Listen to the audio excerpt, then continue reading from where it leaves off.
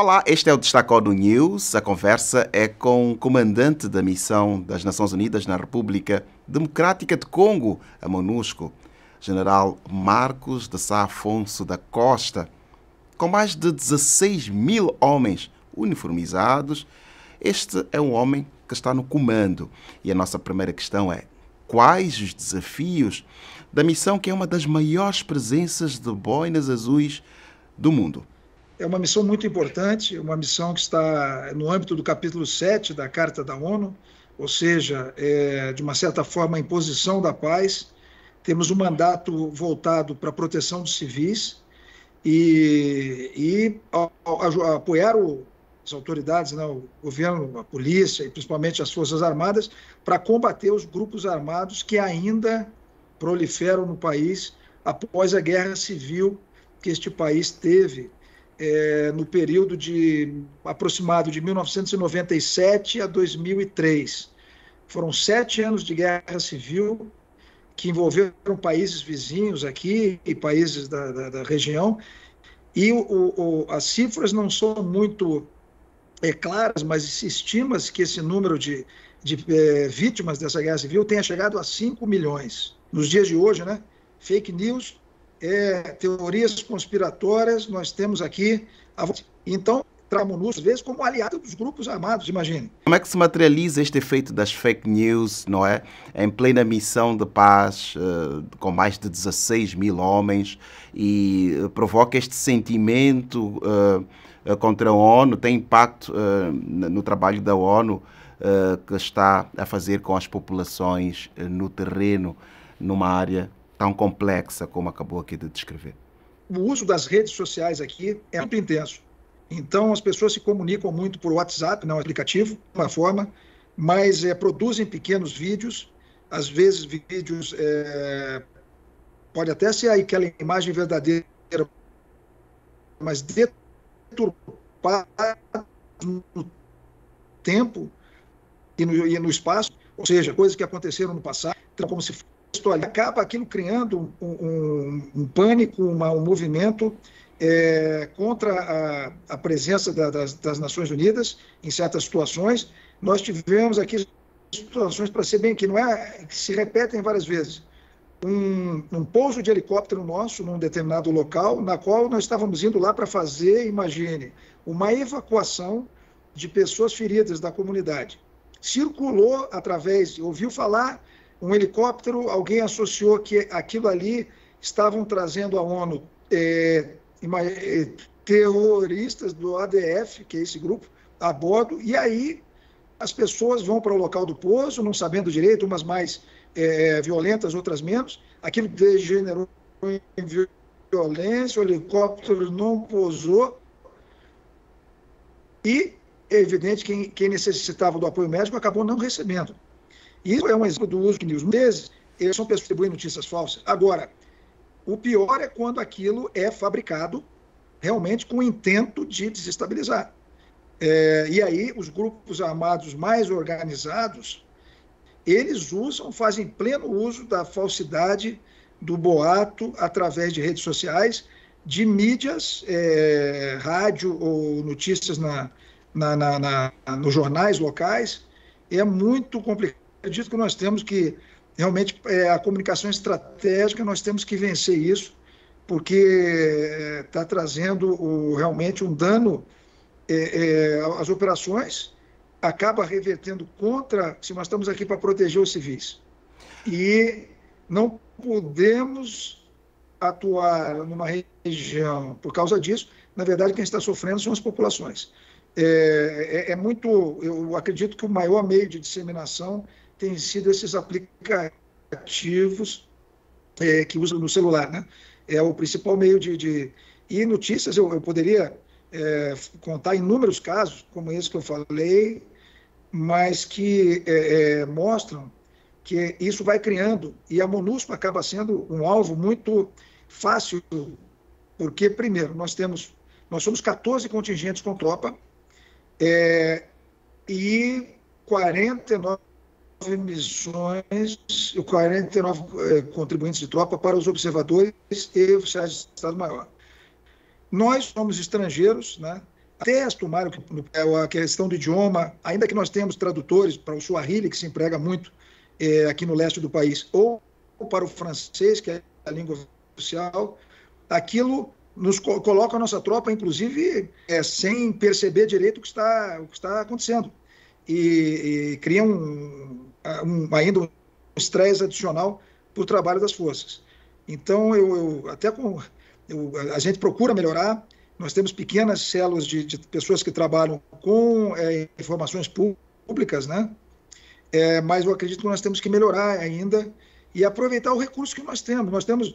Eleutério, nós temos uma rádio aqui, a ONU, a rádio Okapi, ela é uma rádio que ela é disseminada no território.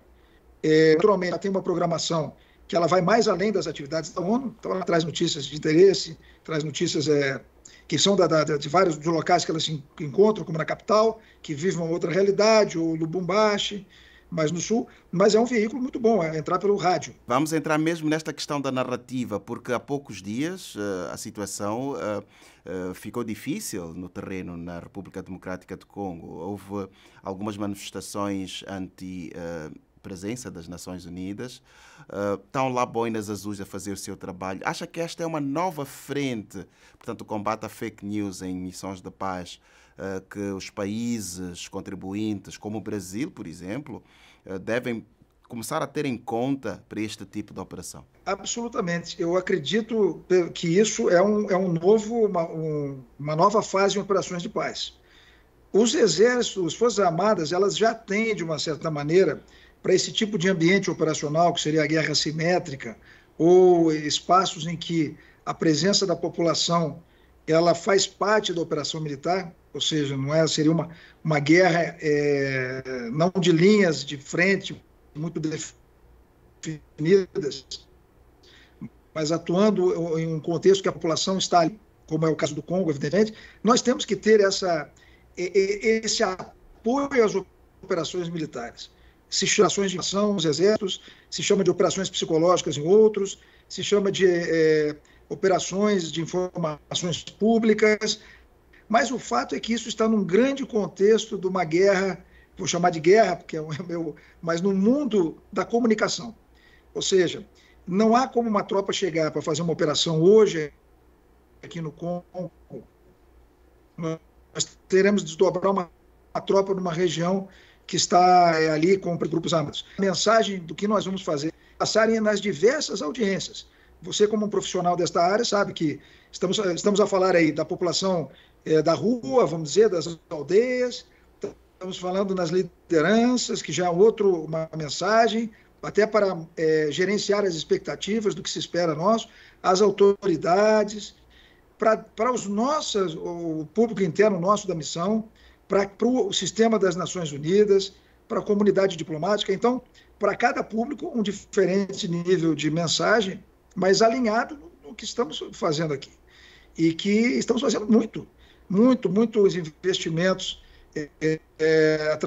através dos programas da ONU, muito apoio a números de estatística que nós temos aqui, as Forças Armadas, não só com recursos monetários ou apoio de logística, mas hoje nós estamos na linha de frente, em trincheiras, junto com as Forças Armadas do Congo, para enfrentar esse grupo M23.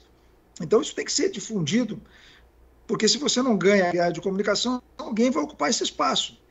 E vai prevalecer, de uma certa maneira, aquele que for mais capaz de entregar a mensagem. Eu não estou falando aqui, de maneira nenhuma, de inventar factos que não existem. Simplesmente é divulgar aquilo o grande que nós fazemos. E que esse sentimento que foi apontado, que acabou degenerando num vandalismo, aí nesse momento já entraram grupos criminosos, bandidos, para saquear, para vandalizar, se aproveitando, vamos dizer, de uma manifestação que deveria ter sido pacífica, e atacaram as bases da ONU, um prejuízo material grande, mas o prejuízo material é o de menos nessa história. O pior é que nós tivemos 4 capacetes azuis que perderam a vida, atacados covardemente por arma de fogo, 3 deles, que se misturaram um grupo desses grupos armados no meio dos manifestantes, se aproximaram da base e atiraram contra os nossos 3. Um quarto acabou sendo num acidente ali, infeliz. E os civis que perderam a vida, os números nós não controlamos, mas o governo do Congo fala em 35 nessas manifestações, porque quando a polícia, naturalmente, do Congo, aquilo ali acaba degenerando, você imagina, uma coisa que perde o controle, e independente do número, se foi 35 ou se foi menos, é lamentável. Então é lamentável, e isso cria fermento ainda para uma outra, acusar quem é responsável. Então nós precisamos entrar aí e mostrar o muito que nós temos feito. É um ponto, se eu podia apresentar, que pode ser melhorado. E eu acredito que o Brasil, o país que provocou no Conselho de Segurança, interessante que se diga, provocou essa discussão. O Brasil convocou um painel aberto aí no mês de julho, comunicação estratégica e operações de paz. Eu acho que trazer esse tema aí a debate é a maneira que o sistema e os países contribuintes possam fazer, porque senão nós vamos sofrer muitas dificuldades para a execução das nossas atividades aqui.